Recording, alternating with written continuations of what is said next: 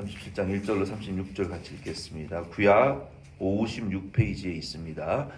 야곱이 가나안 땅 곧 그의 아버지가 거류하던 땅에 거주하였으니 야곱의 족보는 이러하니라. 요셉이 70세의 소년으로 그의 형제들과 함께 양을 칠 때에 그의 아버지의 아들 은혜들 빌하와 실바의 아들들과 더불어 함께 있었더니 그가 그들의 잘못을 아버지에게 말하더라.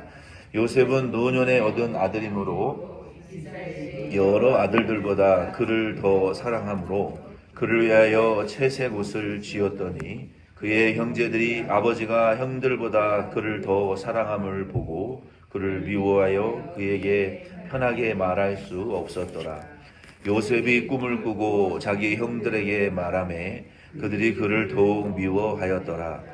요셉이 그들에게 이르되 청하건대 내가 꾼 꿈을 들으시오. 우리가 밭에서 곡식단을 묶더니 내 단은 일어서고 당신들의 단은 내 단을 둘러서서 절하이도이다.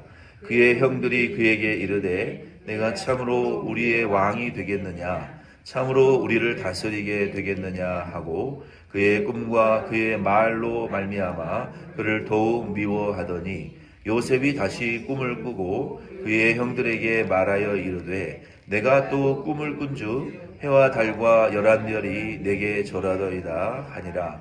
그가 그의 꿈을 아버지와 형들에게 말하매 아버지가 그를 꾸짖고 그에게 이르되 내가 꾼 꿈이 무엇이냐? 나와 내 어머니와 내 형들이 참으로 가서 땅에 엎드려 내게 절하겠느냐? 그의 형들은 시기하되 그의 아버지는 그 말을 간직해 두었더라. 여기 있습니다. 그의 형들이 세겜에 가서 아버지의 양떼를 칠 때에 이스라엘이 요셉에게 이르되 내 형들이 세겜에서 양을 치지 아니하느냐? 너를 그들에게로 보내리라. 요셉이 아버지에게 대답하되 내가 그리하겠나이다. 이스라엘이 그에게 이르되 가서 내 형들과 양떼가 다 잘 있는지를 보고 돌아와 내게 말하라 하고 그를 헤브론 골짜기에서 보내니 그가 세겜으로 가니라. 어떤 사람이 그를 만난즉 그가 들에서 방황하는지라. 그 사람이 그에게 물어 이르되 내가 무엇을 찾느냐? 그가 이르되 내가 내 형들을 찾으오니 청하건대 그들이 양치는 곳을 내게 가르쳐 주소서. 그 사람이 이르되 그들이 여기서 떠났느니라. 내가 그들의 말을 들으니 도단으로 가자 하더라 하니라. 요셉이 그의 형들의 뒤를 따라가서 도단에서 그들을 만나니라. 요셉이 그들에게 가까이 오기 전에 그들이 요셉을 멀리서 보고 죽이기를 꾀하여 서로 이르되 꿈꾸는 자가 오는도다. 자, 그를 죽여 한 구덩이에 던지고 우리가 말하기를 악한 짐승이 그를 잡아 먹었다 하자. 그의 꿈이 어떻게 되는지를 우리가 볼 것이니라 하는지라. 르우벤이 듣고 요셉을 그들의 손에서 구원하여 하여 이르되 우리가 그의 생명을 해치지 말자. 르우벤이 또 그들에게 이르되 피를 흘리지 말라. 그를 광야 그 구덩이에 던지고 손을 그에게 대지 말라 하니 이는 그가 요셉을 그들의 손에서 구출하여 그의 아버지께로 돌려보내려 함이었더라. 요셉이 형들에게 이르매 그의 형들이 요셉의 옷 곧 그가 입은 채색 옷을 벗기고 그를 잡아 구덩이에 던지니 그 구덩이는 빈 것이라. 그 속에 물이 없었더라. 그들이 앉아 음식을 먹다가 눈을 들어 본즉 한 무리의 이스마엘 사람들이 길르앗에서 오는데 그 낙타들의 향품과 유향과 몰약을 싣고 애굽으로 내려가는지라. 유다가 자기 형제들에게 이르되 우리가 우리의 동생을 죽이고 그의 피를 덮어둔들 무엇이 유익할까? 자, 그를 이스마엘 사람들에게 팔고 그에게 우리 손을 대지 말자. 그는 우리의 동생이요 우리의 혈육이니라 하매 그의 형제들이 청종하였더라. 그때에 미디안 사람 상인들이 지나가고 있는지라. 형들이 요셉을 구덩이에서 끌어올리고 은 20에 그를 이스마엘 사람들에게 팔매 그 상인들이 요셉을 데리고 애굽으로 갔더라. 르우벤이 돌아와 구덩이에 이르되 본즉 거기 요셉이 없는지라. 옷을 찢고 아우들에게 돌아와서 이르되 아이가 없도다. 나는 어디로 갈까? 그들이 요셉의 옷을 가져다가 숫염소를 죽여 그 옷에 피에 적시고 그의 채색 옷을 보내어 그의 아버지에게로 가지고 가서 이르기를 우리가 이것을 발견하였으니 아버지 아들의 옷인가 보소서 하매 아버지가 그것을 알아보고 이르되 내 아들의 옷이라. 악한 짐승이 그를 잡아먹었도다. 요셉이 분명히 찢겼도다 하고 자기 옷을 찢고 굵은 배로 허리를 묶고 오래도록 그의 아들을 위하여 애통하니 그의 모든 자녀가 위로하되 그가 그 위로를 받지 아니하여 이르되 내가 슬퍼하며 수월로 내려가 아들에게로 가리라 하고 그의 아버지가 그를 위하여 울었더라. 그 미디안 사람들은 그를 애굽에서 바로의 신하 친위대장 보디발에게 팔았더라. 아멘. 이 창세기 37장 1절로 36절까지 이 말씀을 우리가 같이 읽었는데 이 성경을 한 마음으로 읽는 것도 참 이제 은혜스러운 일입니다. 여기 37장 말씀에 보면은 요셉의 형제들이 요셉에게 이제 범죄한 내용이 기록이 되어 있습니다. 그 전에 이 창세기 이제 마지막 파트가 37장부터 50장의 내용입니다. 이 내용은 많은 분들이 요셉의 생애라고 우리가 알고 있는데 요셉의 생애도 되지만 야고보의 이제 사역의 그 마무리에 해당하는 내용이고 그리고 야곱의 그 아들 족장들에 대한 이야기입니다. 그래서 우리가 창세기 37장부터 50장 말씀을 한 눈으로 쭉 읽어보면 이 안에서 가장 주목을 받는 야곱의 아들이 요셉이고 그리고 유다 이 두 족장이 매우 주목을 받도록 기록이 되어져 있는 것을 우리가 발견하게 됩니다. 그래서 성경의 저자가 하나님이시니까 하나님이 이 37장부터 50장까지 결국은 요셉과 유다에게 집중하시는 것은 결국 그들을 통해서 오실 메시아를 우리에게 계속 집중하고 계시다라는 그 관점을 전제적 하나님 시점의 관점을 우리가 성경을 읽을 때 그 관점을 가지고 읽어야 이제 이 구속론적인 관점을 우리가 잃어버리지 않지. 이것은 그냥 무슨 스토리도 아니고 비극도 희극도 아니에요. 하나님이 우리를 구원하시기 위해서 어떻게 이스라엘 민족이라는 그 민족을 통해서 메시아를 보내주셨느냐에 대한 구속론적인 전지적 하나님 구속론적인 관점으로 성경을 읽어야 되는 거예요. 그래서 이 37장에서 50장은 요셉과 유다에 집중되어져 있다. 이런 내용을 우리가 관점을 가지고 오늘은 이제 요셉의 형제들에게 팔리는 내용을 우리가 37장을 통해서 보게 되는데 형제들은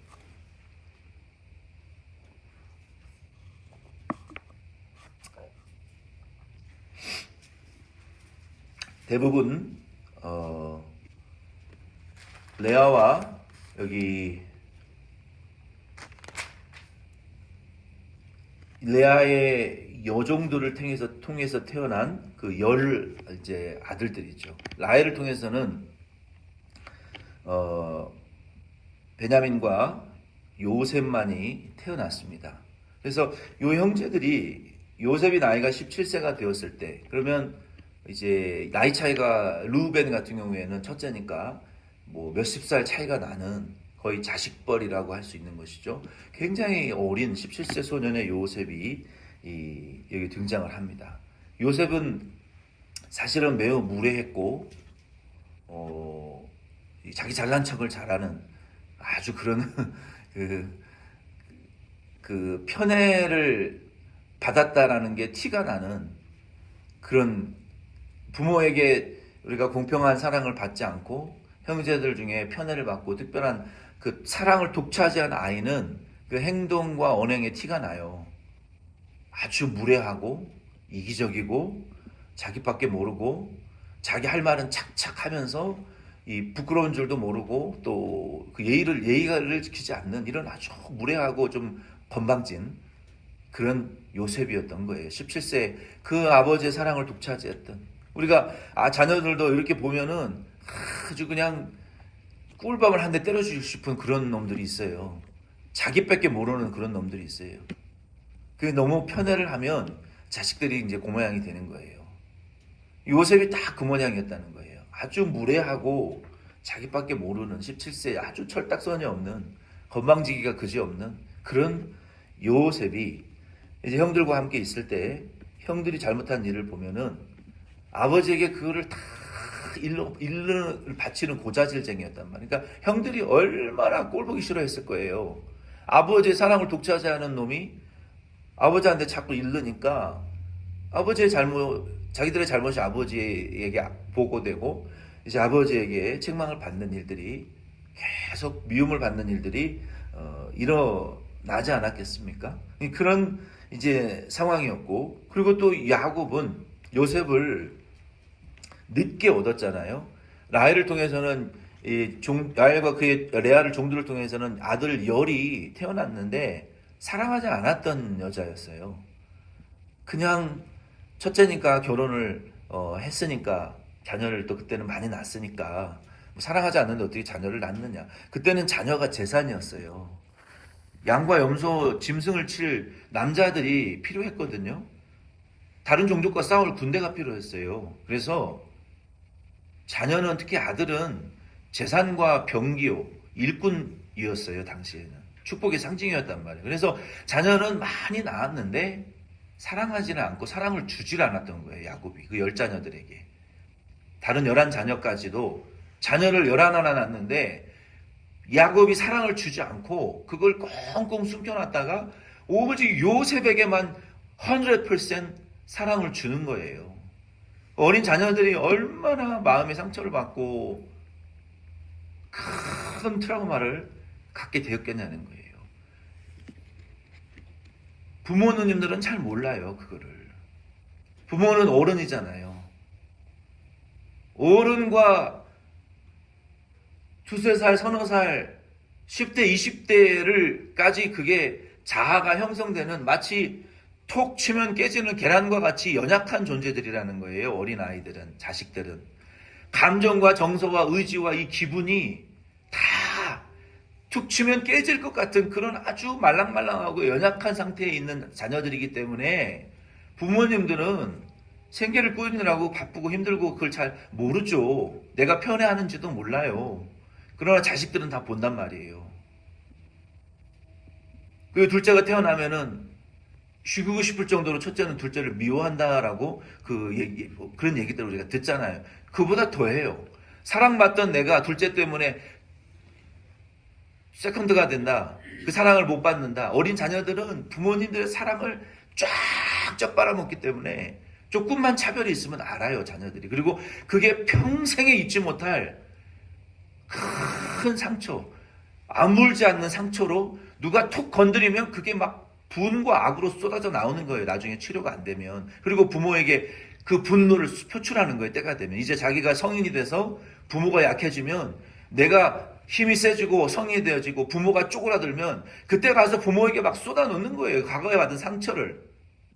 부모님들은 그것을 철저하게 회개하고 용서받아야 돼요. 자식들에게. 편애. 엄청난 상처예요, 이게. 그리고 더 문제는 그게 치료가 되지 않으면, 부모와 자식 관계가 치료가 되지 않으면 그 상처를 받은 자식들이 자기 자식들한테 똑같은 짓을 한다는 거예요. 이게 무서운 거라는 거, 이게. 이거를 용서받고 용서해주지 않으면, 치료가 되지 않으면 내가 부모에게 받은 차별보다 자식들에게 2배는 더해요. 그 책임을 부모님들은 통감하시고 철저하게 회개하셔야 된다는 거예요. 아멘이십니까? 아멘. 다른 부모들도 다 그렇게 힘들어서 그렇게 자식 키웠다, 이런 말 하시면 안 돼요. 얼마나 자식들이 이렇게 상처받는 줄 아십니까? 서럽고. 그걸 보듬어 주셔야지, 부모님들이. 그게 큰 죄라고요. 야곱도 이거 하지 못할 짓을 지금 하고 있는 거예요. 그래놓고서 거룩과 경건을 말하는 것은 외식이란 말이에요.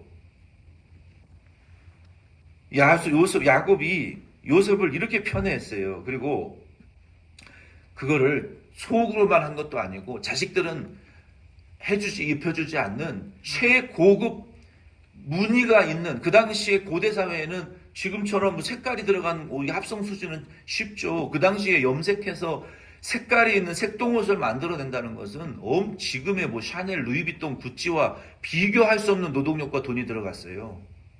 그렇게 엄청난 비싼 옷을 요셉에게만 지어서 입혀놨으니 얼마나 죽이고 싶을 정도로 미웠겠어요, 형제들이. 그렇죠? 증오했단 말이에요. 이처럼 야곱의 편애로 진정한 사랑이 아니죠. 야곱의 편애로 야곱의 가정이 지금 와해되어져 가고 있었어요. 왜? 야곱 때문에 형제들이 아버지와 요셉을 미워하는 거 아닙니까? 가정에 이런 편애로 가정이 지금 깨어져 나가고 있었다는 거예요. 그런데 그 와중에 요셉이 꿈을 꿉니다. 우리가 너무나 잘 알고 있는 꿈을 꾸죠. 창세기 1장 32절에 보면은 우리가 꿈을 두 번 꾸었다, 똑같은 꿈을 너무 선명하게 두 번 꾸었다라는 것은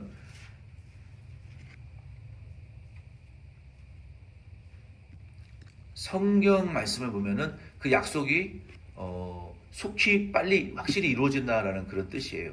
그러니까 확실히 이루어진다라는 뜻이고, 3번 연속해서 꿈을 꾸는 것은 확실히 이루어지되 속히 성취하시겠다라는 그런 의미가 있어요. 모든 꿈이 다 그런 건 아니지만, 근데 야곱은 지금 2번 꿈을 꿨으니까 확실한 꿈을 꾼 거예요. 그렇죠? 그 꿈은 뭡니까? 꿈에 형제들의 곡식단이 다 일어나서 자기한테 절하더라. 하늘의 해와 달과 11곡식단이 일어나서 자기에게 절하더라. 이 꿈을 얘기를 하니까 형들은 더 미워하고 시기했겠죠. 그리고 아버지 야곱에게도 그 얘기를 하니까 형들 앞에서는 꾸짖었단 말이에요. 최소한의 양심은 있었던 것 같아요. 그런데 야곱은 그 꿈을 마음에 두었다라고 성경은 말하고 있어요. 이게 분명히 하나님이 주신 꿈이라는 것을 야곱은 알았던 거예요. 그리고 12절로 36절 말씀해 보면은 이제 요셉이 그 형들이 양을 치고 염소를 치고 있는 그 목초지로 아버지의 심부름을 보냅니다. 기다렸다는 듯이 형들은 요셉을 저놈을 잡아 죽이자. 그리고 우리가 아버지의 사랑을 받자. 미워 죽겠으니까. 얼마나 미웠으면 죽이자 그랬겠어요. 그래서 요셉을 잡아서 구덩이에 던져버립니다. 당시 구덩이는 석회석 구덩이에요. 그 지역적인 특징상. 보통 구덩이를 파놓으면 거기에 물이 고여요. 그러면 짐승을 먹일 수 있는 우물이 되는 거예요. 그래서 파놓은 구덩이에 물은 없었다 그랬어요. 거기에 집어넣고 죽이려고 했지만, 첫째 르우벤이 라헬의 여종을 취하는 근친상간의 죄를 범하기는 했지만, 이번에는 이 아버지와 같은 사람이잖아요. 그래도 첫째 리더로서 첫째 노릇을 한다고 죽이지 말자. 살려서 우리가 좀 겁만 주고 돌려보내자. 이런 의도로 구덩이에 묻어놓고 양을 치러 나갔다 왔는데, 마침 그 당시에 지나가는 미디안의 그 유랑 상인들이 있었어요. 떠돌아다니면서 장사하는 상인들이 있었는데 그 사람에게 팔아버린 거예요. 20세겔을 받았다라고 했는데, 당시에 20세겔은 목동이 일을 3년 일하고 받는 돈이 20세겔이었어요. 그러니까 오늘날로 치면은 굉장히 큰 돈이잖아요.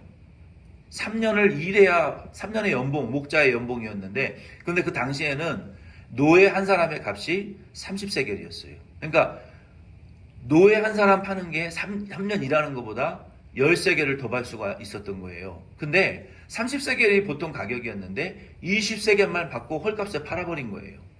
요셉을. 얼마나 요셉을 증오하고 하찮게 여겼는지 우리가 알 수 있는 거예요. 그리고 형제들이 요셉에 입었던 겉옷을, 그 미움과 시기의 대상이었던 겉옷을 가지고 와서 수염소에 피에 적셔가지고 아버지의 아들이 오신지 한번 보시오. 그랬더니 이거 짐승에 찢겨 죽은 게 확실하구나 라고 그때부터 식음을 전폐하고 어느 아들들의 위로도 받지 않고 나 함께 따라 죽을란다 라고 슬퍼했다는 거예요. 그 모습을 보는 자식들의 마음도 얼마나 또 고통스러웠을지 모르겠어요. 이처럼 야곱의 가정은 아주 완벽하게 와해되어지고 무너져 내리고 있었던 거예요. 그러나 요셉은 그들이 미디안 상인들이 요셉을 데려가서 애굽의 보디발의 종으로 팔아먹은 거예요. 훨씬 비싸게 주고 팔아먹었겠죠. 이와 같이 야곱의 가정은 와해되어 가는 것 같고, 요셉의 꿈은 형제들이 우리가 곡식단이 너에게 절하는 꿈, 하늘의 해와 달과 우리 아버지 어머니와 그리고 우리 형제 11형제가 네가 왕이 되어서 우리를 다스리겠다는 그 꿈이 얼마나 거짓되고 잘못된 건가를 내가 입증해 줄게. 그리고 팔아버렸단 말이에요. 그리고 이래도 네 꿈이 이루어질 것 같아? 이래도 네 꿈이 확실한 것 같아? 그렇게 잘난 척하고 건방지게 까불더니 이 꿈이 이루어질 것 같아? 너 한번 맛 좀 봐라. 넌 이제 죽었어. 네 꿈은 이제 다 끝났어. 네 인생에 희망이라는 건 없어.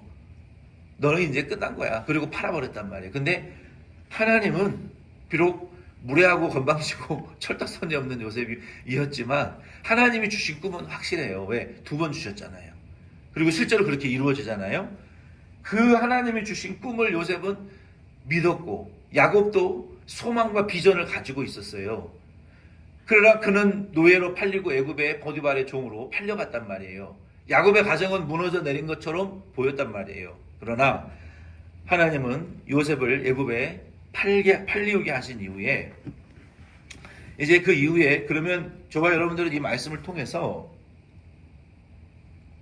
하나님의 언약이 우리에게 어떻게 진행되어질 것인가에 대한 말씀의 은혜를 우리가 생각해 봐야 돼요. 첫 번째 3가지 정도를 우리가 이 은혜를 찾아봐야 되는데, 하나님께서 주신 꿈, 그거는요 시간과 장소에 따라서 좌절되어지지 않는다라는 것을 여러분들이 믿으셔야 돼요. 꿈이라는 것은 뭡니까? 하나님의 약속이잖아요. 그러니까 하나님의 그 보여주신 언약, 하나님이 우리 교회에 주신 약속들이 있어요. 우리가 수년 동안 하나님 우리에게 주셨던 약속들이 있어요. 올해 말씀 올해 한 번 받고 끝나는 게 아니라 우리에게 한 번 주신 약속은 이루어질 때까지 유효하는 거예요. 하나님이 우리 교회에 광야의 길을 사막의 샘물을 내주시겠다. 보라, 내가 새 일을 행하시겠다 약속하셨어요. 일어나 빛을 발하라 약속하셨어요. 우리에게 지금 계속 약속으로 신년 예배 때마다 주시고 있는 그 말씀들이 우리의 환경과 시간에 의해서 좌절되어지는 것 같고 아무 역사가 일어나고 있지 않는 것 같을지라도 하나님은 마침내 그 약속을 이루시거든요. 우리의 가정도 마찬가지예요. 하나님의 말씀과는 전혀 무관한 환경인 것처럼 보여요. 다른 교회는 다 부흥하고 다른 성도들은 다 복을 받고 다른 사람들은 다 은혜를 받는데 우리 교회는 하나님의 복과 부흥과 은혜와 우리의 가정은 상관없는 교회와 가정과 같이 보일지라도 그걸로 인해서 좌절하지 말라는 거예요. 아멘이십니까? 하나님의 한번 약속하신 꿈은 좌절되어지지 않고 환경과 시간의 장소에 따라서 바뀌지 않는다는 것을 저와 여러분들이 믿으셔야 돼요. 하나님, 우리 가정과 우리의 어려움과 슬픔이 있을지라도 하나님의 꿈을 붙잡는 사람은 그 사람을 통해서 하나님이 역사하신다고요. 요셉의 꿈을 짓밟으려고 했지만 마귀는 우리 성도의 꿈을 짓밟으려고 하고 있어요. 우리 성도의 꿈은 뭡니까? 예수의 재림이고 하나님의 나라가 임하는 거 아닙니까? 마귀는 우리의 꿈을 짓밟아서 예수의 재림을 소망하지 못하도록 하나님 나라 못 들어가도록 할 수 있으면 믿는 자도 끌어내려서 타락하게 만들려고 지금 우는 사자와 같이 부르짖는다고 그랬어요. 우리 성도의 꿈은 그거예요. 우리의 환경은 황량하고 허전하고 쓸쓸할지라도 우리 예수님의 재림은 분명히 있고 하나님의 나라는 반드시 임합니다. 예수의 재림은 있어요. 그 소망을 꺾어버리려고 우리에게 사탄은 공격하고 우리를 죽이려고 그런다고요. 그래서 우리는 하나님의 꿈을 붙든 요셉과 같은 우리의 건방짐과 무례함은 이 깝죽거리는 이 만들어지지 못한 성격은 좀 다듬어서 고치고 하나님의 꿈은 절대로 놓치지 마시라는 거예요. 그 철없는 요셉과 같은 우리 짓은 우리가 이제 그만하고 하나님의 꿈을 포기하지 말라는 거예요. 두 번째는 이 모든 사건들을 통하여 하나님은 죄 많은 백성들의 행동도 사용하시고 결국은 구원하신다.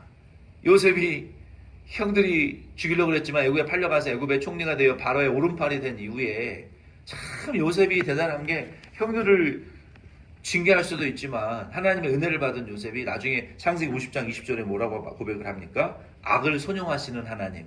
제가 이거 신학교 때 배웠거든요. 잊혀지지가 않아요. 신학교 때 창세기 1장 창조, 뭐 2장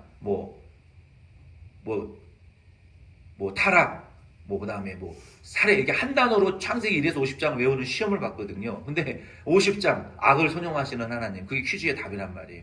창세기 50장 20절에 하나님이 당신들은 나를 헤아려 하였으나 하나님은 그것을 선으로 바꾸사